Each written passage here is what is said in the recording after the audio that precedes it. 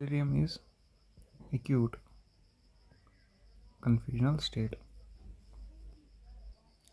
and confusion is characterized by three things. One is comprehension is reduced, so you take a hit in comprehension, and so you can't comprehend things. The coherence, the relation between what you are saying is reduced, and capacity to reason. So these are the three things where all these threes are reduced in case of confusion, whereas delirium is an acute confusional state. Multitude of terms has been used to describe delirium: encephalopathy, acute brain failure, acute confusional state, post-operative intensive care, and psychosis. Note that the hallmark of delirium. What is the hallmark of delirium? It's there is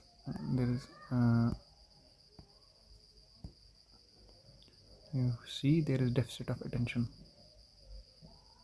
So whenever you are going in a ward round, you see a patient who all of a sudden becomes inattentive. Although there can be other cognitive domains involved, but they are involved variably, like memory of the patient, executive functions, visual spatial tasks, and language. So memory and language, executive function, visual spatial tasks. There can be associated symptoms as well. So what are the associated symptoms? Patient can have altered sleep-wake cycles. Patient can have perceptual disturbances. For example, he may be hallucinating or having delusions. There can be also autonomic instability. Patient can have high BP, low BP, increased heart rate, decreased heart rate. We describe two types of deliriums. One is hyperactive, another is hypoactive. And the best example of hyperactive is delirium tremens, which have high. So these are differentiated based on differential psychomotor features. And classic example of hyperactive delirium is delirium tremens. It's characterized by hallucination, agitation, and hyperarousal, often accompanied by life-threatening autonomic instability.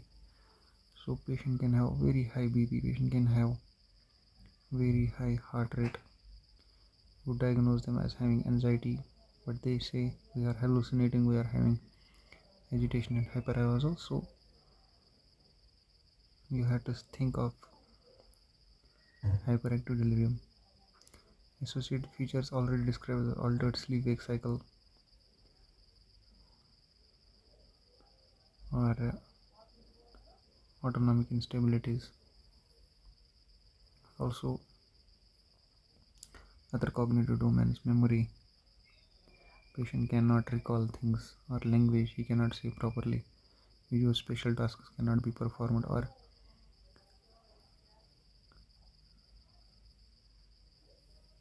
this executive functions cannot be done.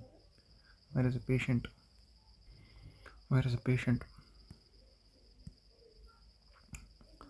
Another example of hypoactive delirium is benzodiazepine intoxication, where patients, you will see, they are withdrawn, they are quiet,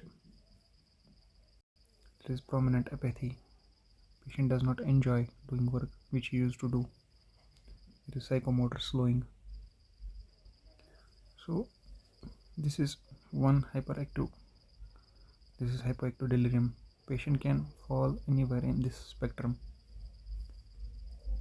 fluctuating from one to another. You will miss which category of patients. You are going to miss hypoactive patients. Why? Because they are often overlooked. They will be withdrawn, they will be quiet. You will think he is the most normal guy in the ward. Other guys are throwing agitation, tremors, hallucinations, or their BP is shooting up or shooting down, their heart rate is shooting up or shooting down. Hypoactive delirium patients are often missed. Some episodes of delirium, they can continue for, if you are going to, if you have given inadequate treatment for the delirium, then either it's going to persist or it's going to reappear. In some cases, this delirium appears to cause permanent neurological damage and also long-term cognitive decline. What are the two most consistently the risk factors that have been seen where patient can throw or go into delirium? One is patient has an old age, that's age greater or equal to 65, or patient has underlying baseline cognitive dysfunction. Even those who are aged greater than 65 or who have decreased cognition, their delirium goes up to 50%. Other factors where patient can go into delirium if they have a sensory deprivation, such as patient have pre-existing hearing loss. So pre-existing sensory deprivation, for example hearing, patient is visually blind or impaired, as well as patient have poor overall health, or there has been an immobility. The patient is malnourished, a patient is sleep deprived, patient has undergone bladder catheterization, or there is physical restraint. Also, patient can go into delirium if there has been inadequate or excessive treatment of pain in the immediate post-op period. It has been seen if a patient has pre-existing cognitive decline or patient has dementia or pre-existing cognitive functions. They serve also as the risk factors for patients to go into delirium, and it has been seen patients who have been delirium, for example 100 patients have delirium, at least 2/3 of cases of delirium. For example, if patient has 100 patients have dementia, then 2/3 of dementia patients will go into delirium. There is one form of dementia with Parkinsonism called as dementia with Lewy body, where you will see patients in such case where there is Parkinsonism with dementia.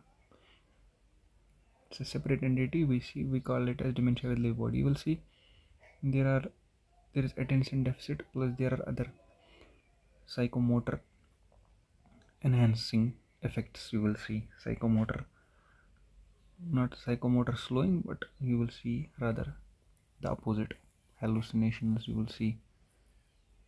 So it will resemble kind of hyperactive delirium. And in dementia with Lewy body, you will see patients will be normal and there will be fluctuating cognitive decline, there will be attention deficit all of a sudden, and there will be this picture, hyperactive delirium. So it resembles, rather than it is a hyperactive delirium, but it resembles a hyperactive delirium. So a patient who is normal, elderly patient who has been normal but in hospital admitted for some other reason, for example CAP, now develops delirium during the hospital course. So you have to unveil what initial insult he already was harboring in his brain, because only when a patient goes into delirium, he already has an underlying brain disorder that needs careful screening, and it should be done on an outpatient basis. You have to discharge the patient, but you have to follow up the patient, like acute kidney injury, acute liver injury. Likewise, there is acute brain injury that is called as delirium. So delirium is an important manifestation of organ dysfunction. We know there is attention deficit, which is the hallmark of delirium, but it has been seen how does this attention deficit occur, which part of the brain is involved. You will see that there is diffuse localization within the brainstem, involvement of three things. One is thalamus, prefrontal cortex, parietal lobes, and another is brainstem diffuse localization. So diffuse localization in brainstem, thalamus, prefrontal cortex and parietal lobes are four things which are the responsible areas for attention deficit in case of delirium.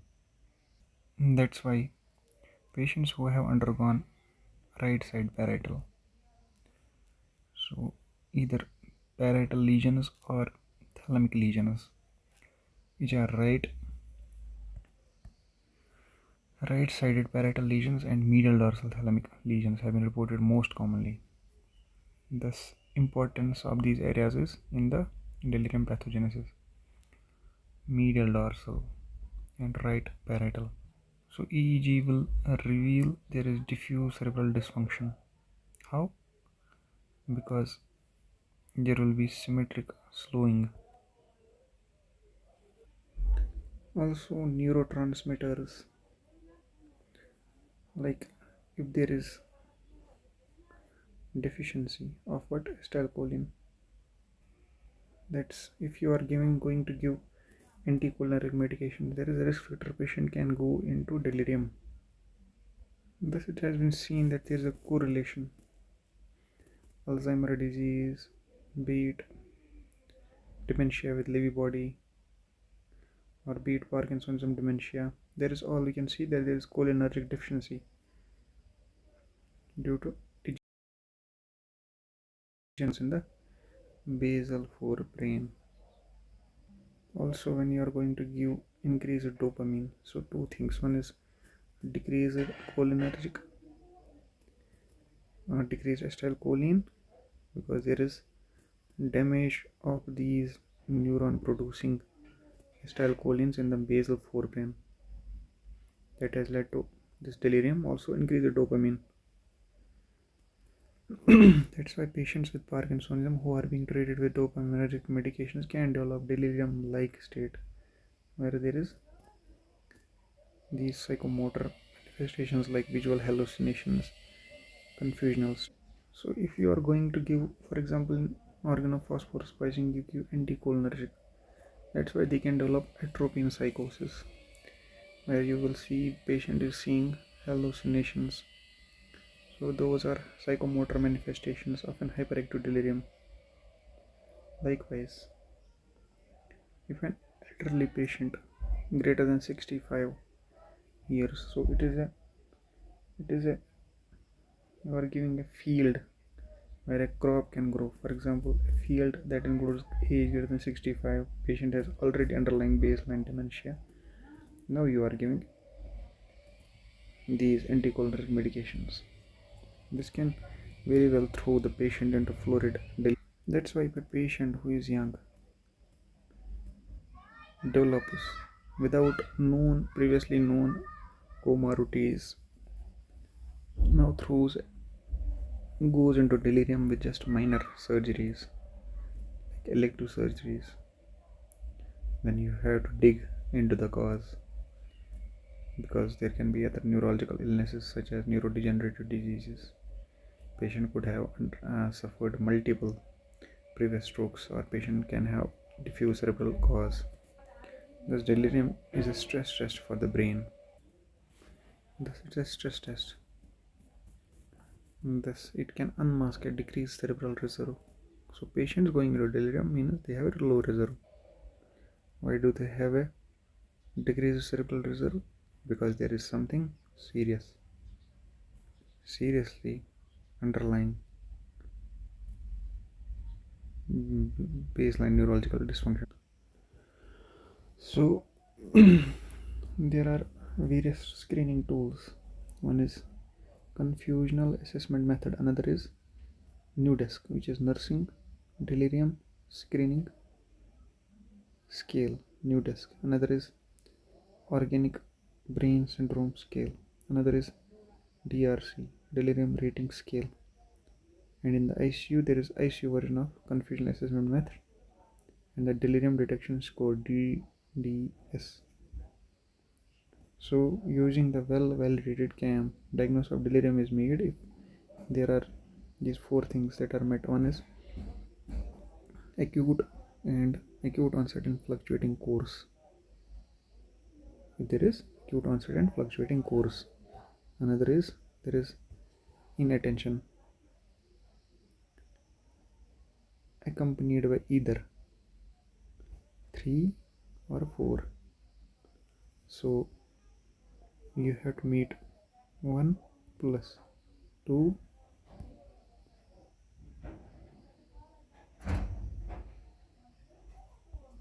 1 plus 2.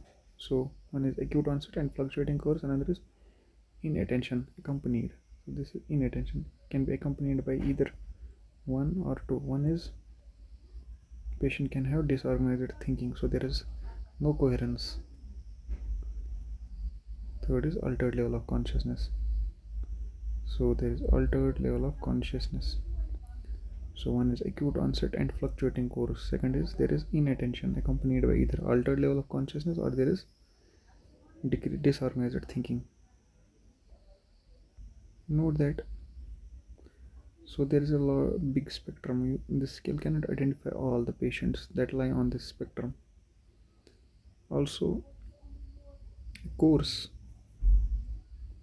that fluctuates over hours or days, which may worsen at night, that's called as sundowning. It's typical, but it's not essential for the diagnosis. So if there is sundowning, patient's consciousness worsens at sundowning, worsens at evening hours, is called sundowning. So in history, the 3 most important pieces of history are: what was the patient's baseline cognitive function? What is the time course of the present illness? What are the current medications he is on?